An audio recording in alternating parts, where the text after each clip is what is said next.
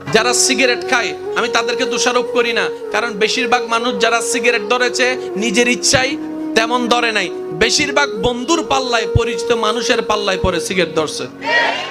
ওই যে এক সময় একজনে বলছিল এক টান দেশ না,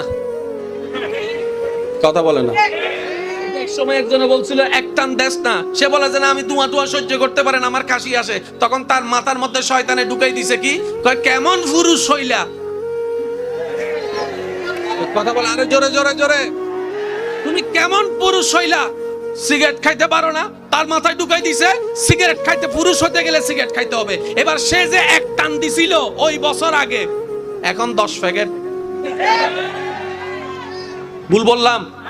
বেশিরভাগ নেশা, বেশিরভাগ খারাপ অভ্যাস আমাদের ভিতর ঢুকেছে পরিচিত মানুষের মাধ্যমে, যাদেরকে বন্ধু বলেছে ওই বন্ধুর মাধ্যমে।